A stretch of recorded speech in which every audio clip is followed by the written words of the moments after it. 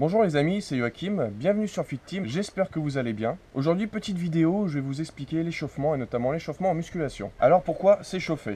Premièrement, déjà pour éviter les blessures. Donc il va y avoir une augmentation de la vitesse de conduction nerveuse, c'est-à-dire que le message nerveux qui va partir du cerveau jusqu'au muscle va se faire plus rapidement et va donc permettre aux muscles de se contracter beaucoup plus vite et beaucoup plus fort. Ensuite, l'échauffement va permettre de se préparer et d'améliorer ses performances. En effet, on va avoir une augmentation du débit cardiaque, donc parler de vasodilatation des vaisseaux, ce qui va permettre un apport en énergie et en oxygène plus important au niveau des muscles. La fréquence ventilatoire va aussi de ce fait augmenter, donc il y aura un meilleur échange gazeux, notamment d'oxygène, au niveau des muscles. La température interne et musculaire va augmenter, donc on va plager sur une augmentation d'à peu près 3 degrés.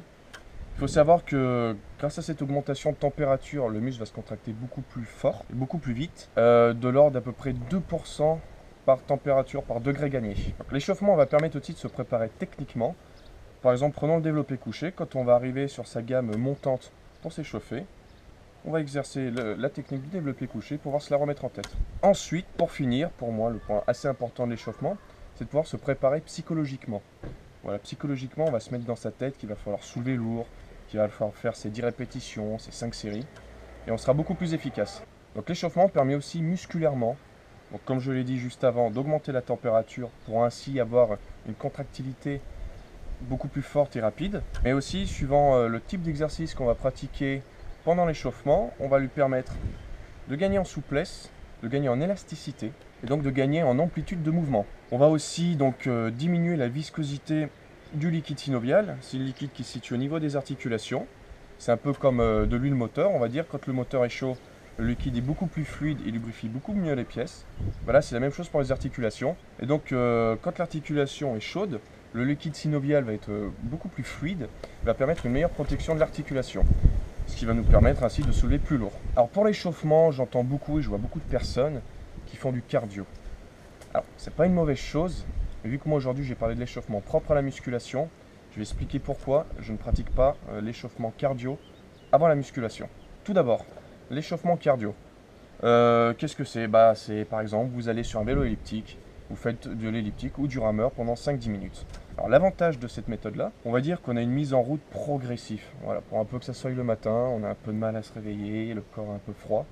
Même après le boulot, on n'est peut-être pas forcément spécialement en forme. Le cardio, dans ce cas-là, va permettre d'y aller progressivement. On a une activation du système cardio qui est assez importante. Et on a aussi une augmentation de la température, mais de la température générale. Alors maintenant, pourquoi moi je ne le fais pas? Parce qu'il y a aussi des inconvénients, cette technique-là. Les inconvénients, c'est une diminution de la force.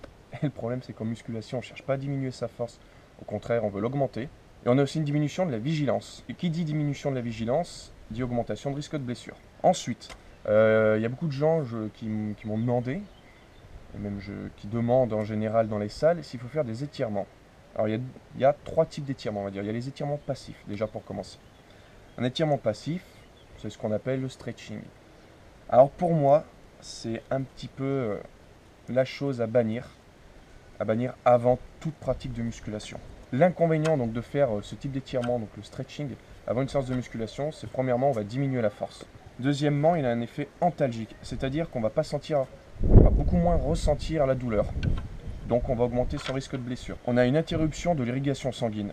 C'est complètement l'inverse de ce qu'on cherche en musculation. On veut justement ce côté vasodilatateur, comme je disais dans le début de la vidéo, pour avoir tous les nutriments nécessaires à apporter aux muscles pour avoir le maximum de force. Ensuite, on a peu ou pas du tout d'augmentation de la température musculaire et interne. Comme vous avez pu le comprendre juste avant, c'est quand même assez important parce qu'on peut gagner 2%, à peu près 2% par degré gagné, 2% de force. Alors pour moi, ce type d'étirement stretching, je ne mettrai pas en échauffement, je mettrai plutôt dans une séance à part qui va permettre de gagner de la souplesse. Voilà, il faudra le faire muscle froid, ni avant, ni juste après sa séance de musculation. Ensuite, les étirements balistiques.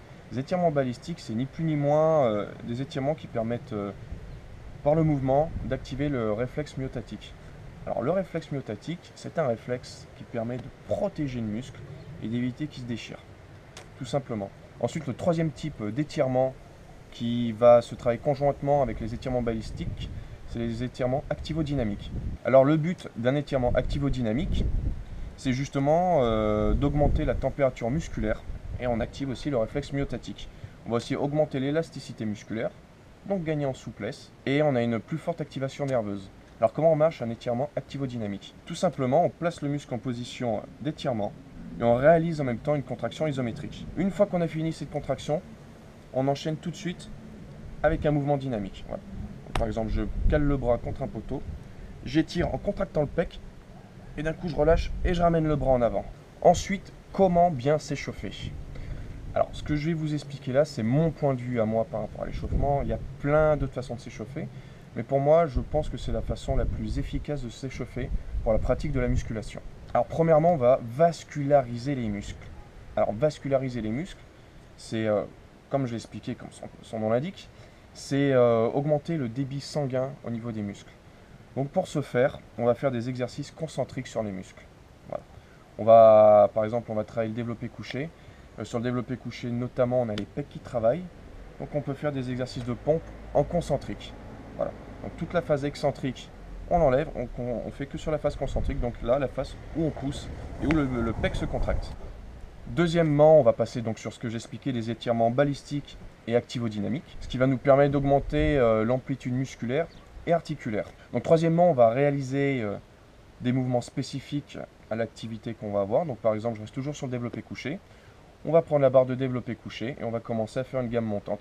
Barre à vide, on rajoute progressivement des poids. Pour terminer, alors une phase que je trouve extrêmement importante et beaucoup de gens ne font pas du tout en échauffement, c'est la phase de potentiation. Alors la phase de potentiation en fait, c'est à la fin de sa gamme montante.